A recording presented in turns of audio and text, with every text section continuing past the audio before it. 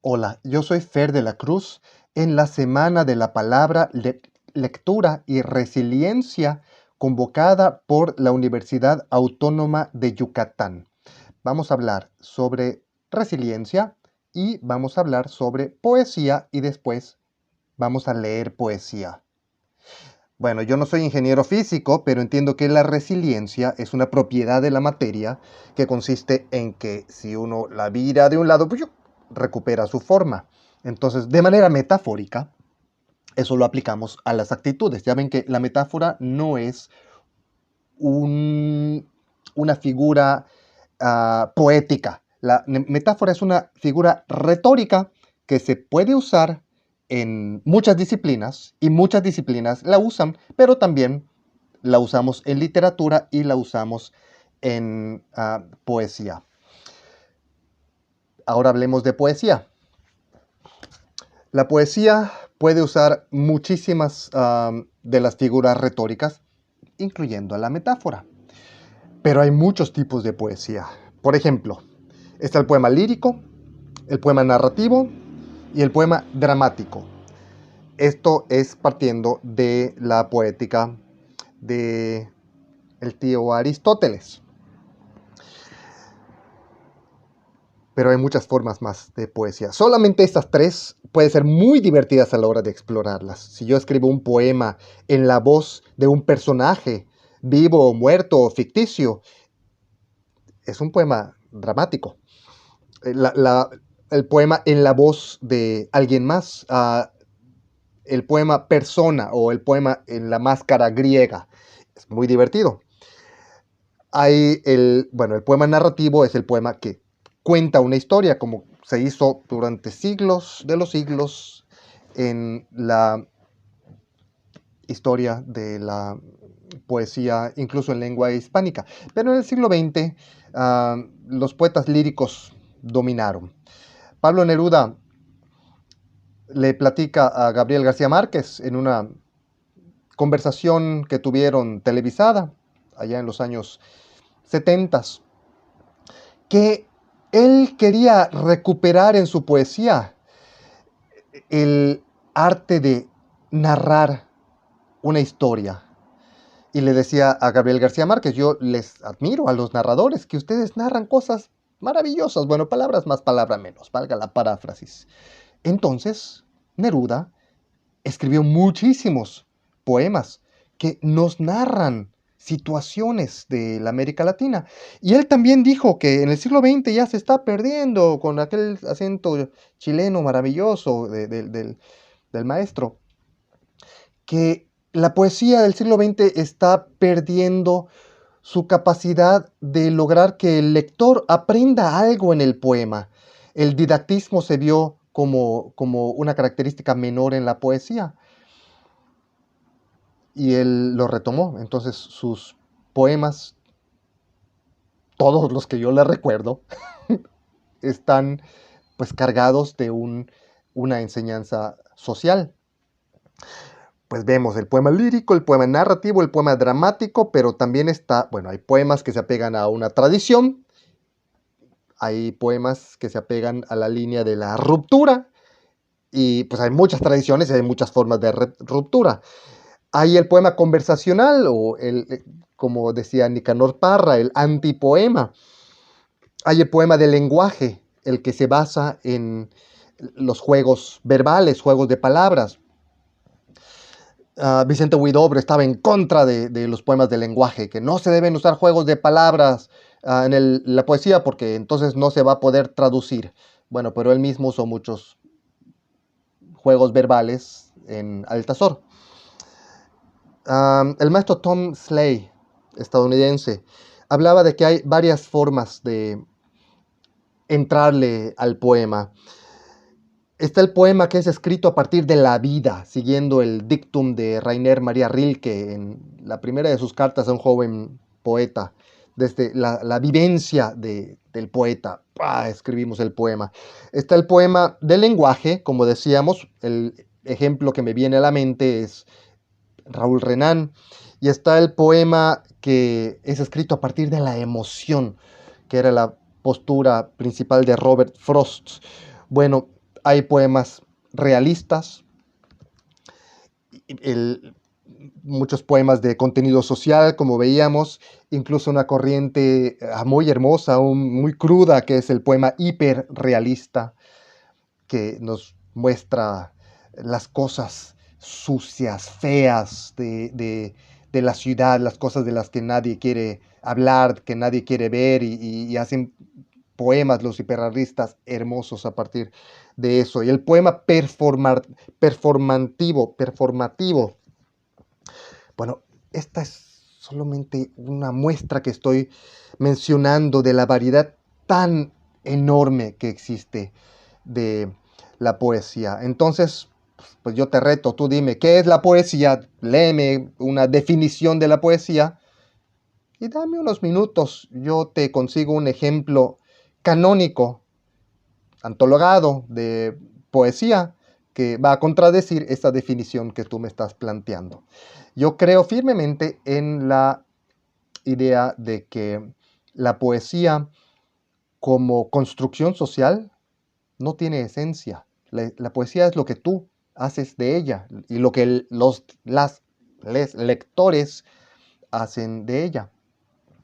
Lo que consideramos poético hoy pudo no haber sido considerado poético hace unas décadas, y si tenemos suerte alguien considerará que lo que yo escribo como poesía sigue siendo considerado poesía en el futuro, independientemente de que la consideren poesía buena o poesía mala. Esta reflexión que, bueno, apunté en mi agenda que porta los colores de la casa de Hufflepuff, corresponden a la lectura que hago hoy, que es 3 de junio, el día 79 de la cuarentena en Yucatán. O sea, mañana la cuarentena se duplica, se vuelve ochentena. Y aquí estamos sobreviviendo. Pasemos a los poemas. Voy a leerles algunos poemas de mi libro, Covidario 2020, 20 más 20 poemas desde la cuarentena, que vio luz editorial el pasado 13 de mayo de 2020, bajo el sello editorial de Ablucionistas. Creo que es el primer poemario sobre el tema del COVID de un solo autor que ve luz editorial en México, en América Latina, en el mundo hispano, en el infinito, más allá. No lo sé, pero es que los procesos editoriales son tan tardados, pero este salió muy rápido porque la corrección, el armado, el maquetado estuvo a cargo de Alejandrina Garza, a quien le dedico el poemario. Miren qué bonita está la edición. Valga esa introducción para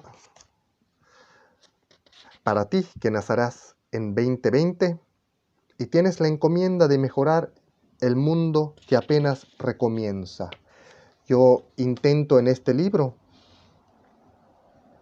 inyectar de optimismo la visión crítica.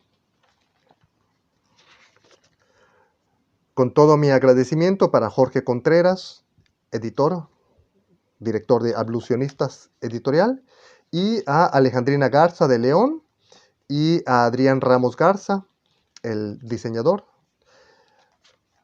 por hacer posible esta edición. En el poema 1 planteo esta idea de que la poesía también puede narrar, y no lo digo yo, lo dice una tradición larguísima, y muchos poetas que escriben el poema narrativo en la actualidad. Por eso tiene un epígrafe de Gerardo Pacheco Matus que dice: la poesía es solo otra manera de contar una historia. Este Decamerón en solidario. Los días serían idénticos uno detrás del otro, fichas de dominó en mesa inestable, en el juego del tedio cotidiano, de no ser por las historias, charlas entre vecinos de ventana a ventana, o en la cola del banco detrás del cubrebocas, guardando la distancia sana o insana, las notas periodísticas, el chat con un amigo en otro punto del planeta, nuestro planeta solidario. ¿Cuántas historias surgen en una cuarentena? Contémoslas, mejor poeticémoslas. Y termina con 2 puntos. Este es el poema que abre, el poema 1 de 40. Poema 2. Efecto mariposa. What happens on the mile stays on the mile. Ese es el epígrafe de Paul Edgecombe, el personaje de Tom Hanks en la película The Green Mile de 1999. Lo que sucede en la milla se queda en la milla. Lo que pasa en Las Vegas, en Las Vegas. Sin embargo, en una prefectura de China, un nuevo virus hace temblar a médicos en el planeta entero. ¿Imaginan que un estornudo en Asia puede causar tifones en América? ¿En qué planeta viven?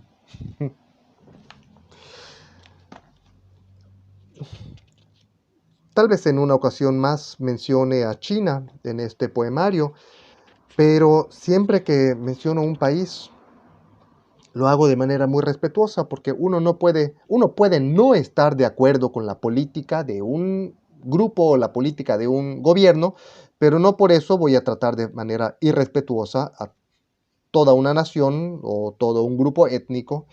Y noto que se ha caído mucho en eso.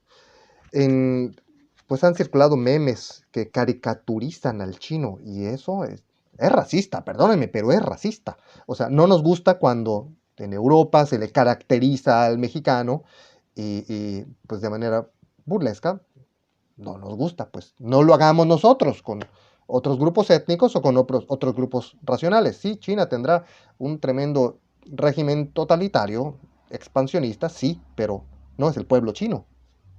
O sea, si vamos a hablar de manera crítica contra un régimen, no vamos a descalificar una nación entera. Bueno.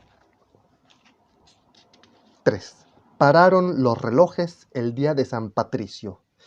Recordemos que la cuarentena en Yucatán, al igual que en algunos otros estados de la República Mexicana, inició unos días antes que en el resto del país. Inició el 17 de marzo, el día de San Patricio. Pues qué mejor ocasión de recordar a los héroes del batallón de San Patricio. Pararon los relojes el día de San Patricio. Epígrafe. Something of this desolation claws and scrapes for a hold but loses grip. Jonathan Harrington, de su poema County Mayo Ireland, leído desde Mérida, Yucatán, en Poetas Sin Fronteras. Y también cito una línea del himno nacional mexicano, tan hermoso: maciosare un extraño enemigo, maciosare un extraño enemigo, profanar con sus plantas tu suelo, y ahí va. Era un lunes de puente cuando conmemorábamos no la llegada de la primavera, sino a Benito Juárez, adelantándonos al 21 con un lunes de puente que marca el calendario. Era la víspera del 17, del día de San Patricio, que debería ser fiesta nacional a costa de sus vidas, soldados irlandeses, batallón de San Patricio. Defendieron la frontera mexicana para frenar a extraños enemigos. 173 años más tarde era un lunes de puente cualquiera. Al yucateco de hoy nada le importan ni Juárez, ni estaciones, ni equinoccios, ni mártires heroicos. Pero este año todo fue distinto. El 17 de marzo, que era martes, en todo Yucatán se hizo silencio. El tiempo se detuvo por mucho más de un minuto. Poco antes del 17 de marzo, tuve mi último corte de cabello, como ya puede notarse. Y este poema es de mis favoritos de este libro, si me permiten decirlo. Es que soy un fan de Gabriel García Márquez. Me identifiqué tanto con Cien años de soledad, yo como pues caribeño, en Yucatán, la península de Yucatán es parte del Caribe. El Caribe mexicano le llaman con fines turísticos. Pero compartimos muchos rasgos culturales del Caribe, de Centroamérica y también de México. Entonces, quien comparta conmigo esa fascinación por Cien años de soledad, esto le quedará muy claro. La leí por primera vez por ahí de 1994, sí, y después ya la he leído como 7, 8, 10 veces más. La he enseñado 2 veces en sendos cursos de literatura y me fascina. La peste del insomnio. Epígrafe. Así continuaron viviendo en una realidad escurridiza. Gabriel García Márquez, Cien años de soledad. Muchos creen que la peste del insomnio se originó en Macondo, más allá de la ciénaga. La gente en perenne vigilia lo fue olvidando todo, desde los simples días de la semana hasta la utilidad de un sacapuntas, los nombres de los hijos, el saludo cotidiano y el rostro ante el espejo. He notado los síntomas en Mérida, los pasos hacendosos a media madrugada, las miradas volátiles detrás del cubrebocas.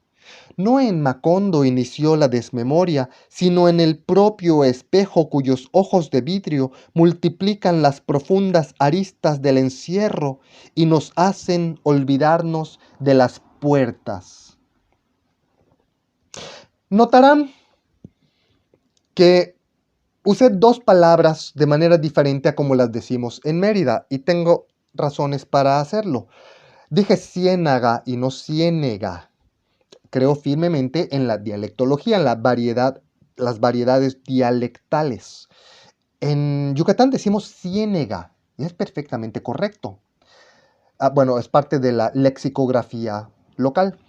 Sin embargo, en Colombia, en el Caribe colombiano, Valledupar, Magdalena, dicen ciénaga, y como este poema hace alusión a 100 años de soledad, quedó ciénaga, porque se refería a Macondo, más allá de la ciénaga. Luego dije sacapuntas en lugar de tajador, pero ese simplemente por sonido. Ya aquí en Yucatán son sinónimos decir tajador o decir sacapuntas. Cuando yo era niño, en los 70s y 80s, se notaba mucho la diferencia entre si uno era local o si uno era un transterrado del centro del país. Y por precisamente ese tipo de palabras, pero ahorita normalmente preferiría tajador, porque yo crecí diciendo tajador, a mí me suena más natural, pero a veces por el sonido de la palabra, el número de sílabas, las consonantes y vocales, etcétera, por cuestión de textura, elegimos una palabra por sobre otra. Bien.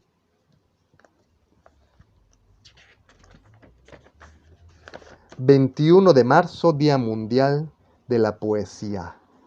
También hay quienes opinan que el poema debe salir del alma o de una reflexión profunda, una obsesión que uno ha tenido en la mente por años, y desmerita los poemas de ocasión. Es que pues depende de la calidad del poema y depende de si uno lo hace funcionar. De todo se vale, siempre y cuando uno lo haga funcionar. No es lo mismo que un poeta le haga un acróstico a una quinceañera como un regalo, pero de manera así muy artificiosa, o usando clichés o lugares comunes y que no funcione mucho, no emocione mucho como poesía. Pero en este libro también tengo uno que otro poema de ocasión, ¿por qué no? Y si los elementos kitsch, Tarantino y Almodóvar hicieron arte en el cine, pues ¿por qué no yo voy a intentar hacer arte en la poesía con elementos cursis como el poema de ocasión? 21 de marzo, Día Mundial de la Poesía. Este año la poesía es puesta a prueba sobre su pretendido poder mágico de elevar el espíritu, sobre su cautivante vocación de lo sublime, sobre un presunto potencial intrínseco de hacer de cada poeta la conciencia del mundo. Veamos. Este año la poesía y todos sus poetas tienen la palabra ante un mundo expectante. Quien esté libre de juicios y prejuicios, lance el primer poema. Es que cuando alguien sale y dice que el poeta es la conciencia del mundo, me muero de risa, por Dios, por favor. La conciencia del mundo puede ser cualquier persona de cualquier profesión, desde un místico hasta alguien, un astrofísico que está imbuido de filosofía, ingeniero, cualquier persona consciente, alguien que hace meditación. Urgente Padre Nuestro en cuarentena. Hay tantos poetas tan inconscientes que ese tipo de clichés, yo simplemente me río y ya sigo en lo que estaba. Urgente Padre Nuestro en cuarentena. Epígrafe. No hay escondrijo ni huida más allá de la esperanza. Agustín García, Exilio 2020, leído desde Ciudad Juárez en Poetas sin Fronteras. Padre nuestro que esperaste tanto antes del día cero, santifiquemos tu sagrado nombre quienes sobrevivamos.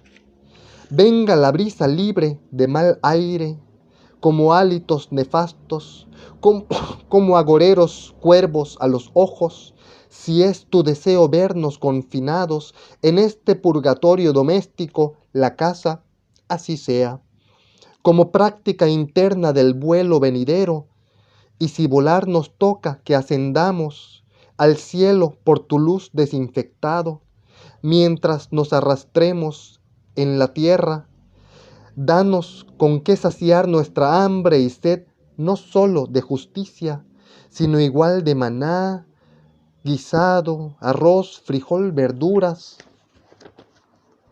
o los tradicionales pan y vino, así como también, si a bien lo tienes, cerveza, de ancestral tradición mesopotámica por la que mis ancestros se hicieron sedentarios.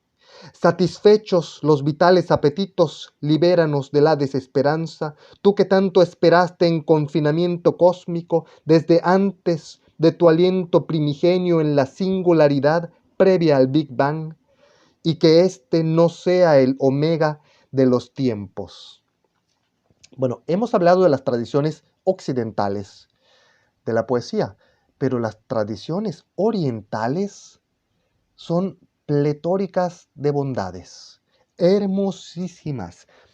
Este poema que acabo de leer, un Padre Nuestro, parte de la tradición oriental. La versificación paralelística, que es la que encontramos en la Biblia, la tradición clásica hebrea. El verbo, uh, el, el verso pareado de manera disyuntiva o de diferentes maneras, el versículo. Y pues esto es un claro homenaje a Ernesto Cardenal, quien era poeta y era sacerdote. Y, y bueno, en esa tradición hay cosas también muy hermosas. Vamos a cambiar de tono. Ya para cerrar. Canción hiperrealista meridana. Pueden ver que hay algo de conciencia social.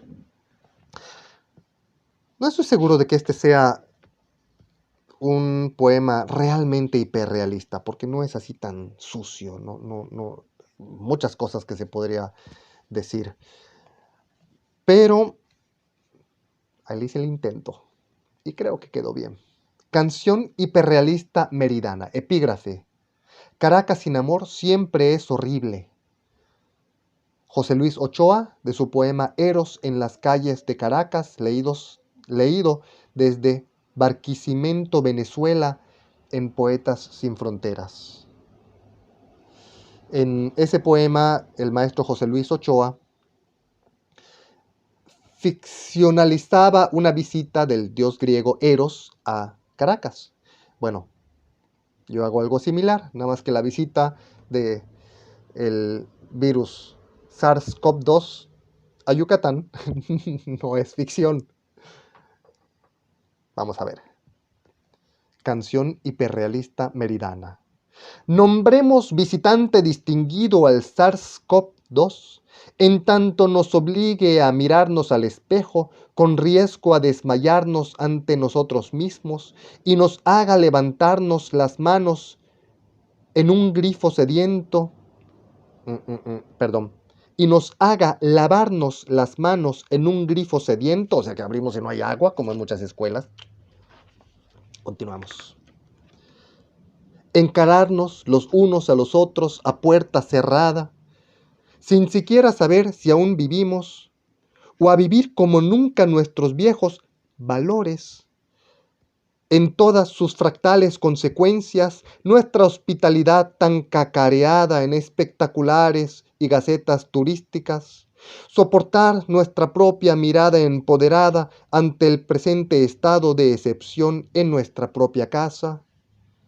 ¿Qué diría el invisible visitante de la disparidad en que vivimos, en que nos enfermamos desde siglos atrás?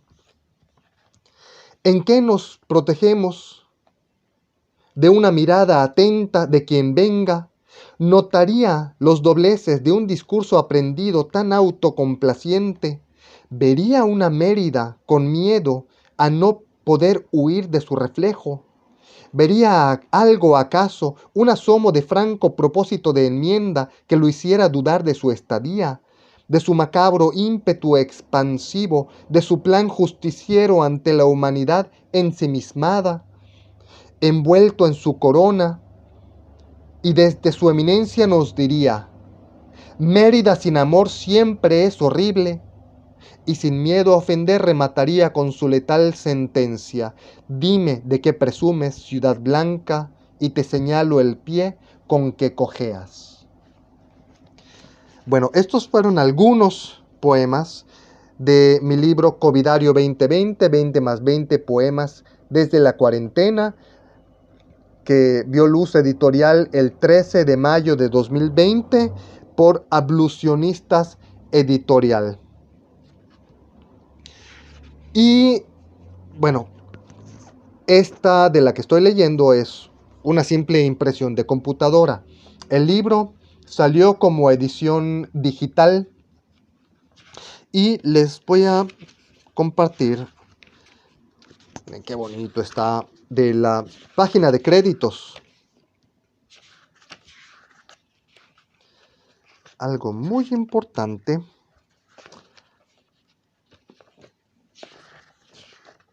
porque nos dice... ¡Ah! Chispas, omitieron la página de créditos. No, aquí está. Primera edición electrónica 2020. Derechos reservados, director general, cuidado de la edición, etc. Y al final hay una leyenda que dice: edición sin costo, pero nada es gratis. Si esta lectura te parece enriquecedora, págala mediante un acto de generosidad al prójimo y compártela. Covidario 2020 puede descargarse desde academia.edu o desde la página de la revista Yucatán Today, o simplemente cualquiera puede ponerla en su buscador, Covidario 2020, Fer de la Cruz, o Covidario, Fer de la Cruz, y le aparece